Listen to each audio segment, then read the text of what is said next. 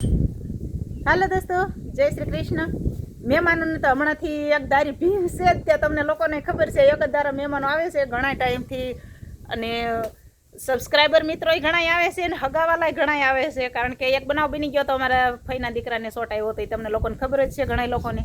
એટલે એવરીથિંગ મહેમાન આવે છે. અને જુઓ આજે પણ એક સબસ્ક્રાઈબર મિત્ર આવી ગયા છે, અને એમને મળ્યા પછી આમ એવું લાગે જ નહીં કે આ કોઈક અજાણ્યા હશે. એમ બહુ જ સારું લાગે. આ બે જણા પાછા મસ્ત માયાળુ માણસો છે.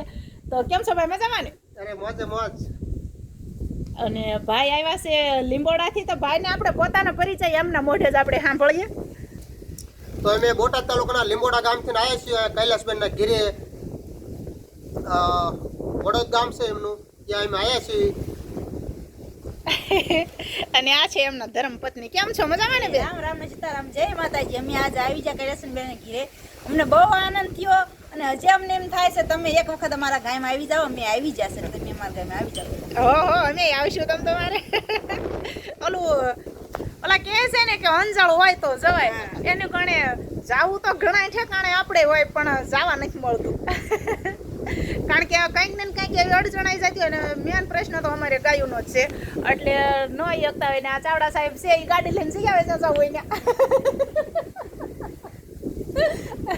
એટલે જો અમે મા દીકરો જાવી તો ઈ ઘેરે રહી, ઈ બે જાય તો હું ઘેરે રહું. કારણ કે પશુપાલન છે, એ તો સાચવવું જ પડે. તે કઈ ગાયું કઈ હેરે લઈને નથી જવાતી. ઘણા જો બચ્ચું આપણું આવી ગયું ફરતું હતું ને ઉપર ધારમાં ચરતું તો એ આવી ગયું છે. એટલે ઘણા તો એમ કે છે ઈ કે આઈસર બાંધતા આવો ને ગાયું ને લેતા આવો. તે પણ કાંઈ એમ થોડું ગાયું લઈને નીકળી પડાય છે. એટલે બેને એમનો ભાવ દર્શાવ્યો, એ સાચી વાત છે.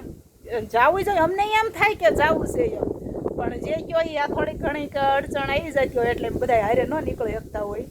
અને તોય આ તો અંજળ માંડ્યા હોય તો આવી જવાય, કઈ નક્કી ન હોય ને. નીકળ્યા હોય તેમ થાય કે હાલો ભાઈ ઘરે જતા એવી.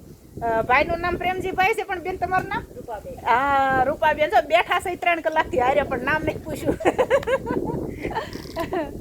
તો સારું, આવો તમે પણ. આવી રીતે બહુ મજા આવે છે. હવે વાડીમાં જાણે કઈ મજૂર કરીને નીંદી નાખ્યું છે, એટલે કઈ કામ બામ તો છે નહીં. ગાઉં ને પૂળા નાખશું ને બેસીશું શાંતિથી. એને જવો આવો મોટો શેડ બનાવી નાખ્યો છે, અને શાંતિથી મસ્તીનો આ બાજુથી કુદરતી પવન હાલ્યો આવે છે.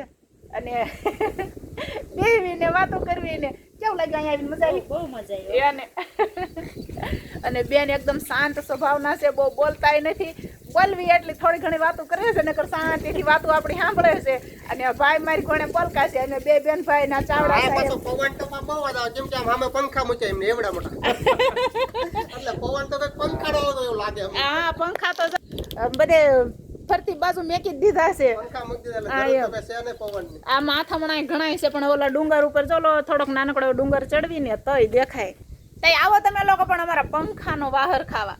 આમાં દેશી ભાષામાં વાહર પણ કહે હો ને. પવન કે ને હવાય કે, જેટલા નામ લેવી એટલા ઓછા.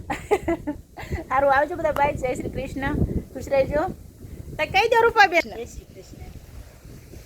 આવજો બધા. જય શ્રી કૃષ્ણ. જય શ્રી કૃષ્ણ. અમારા ચાવડા સાહેબ શરમાય બહુ પાછા. જય શ્રી કૃષ્ણ બોલે.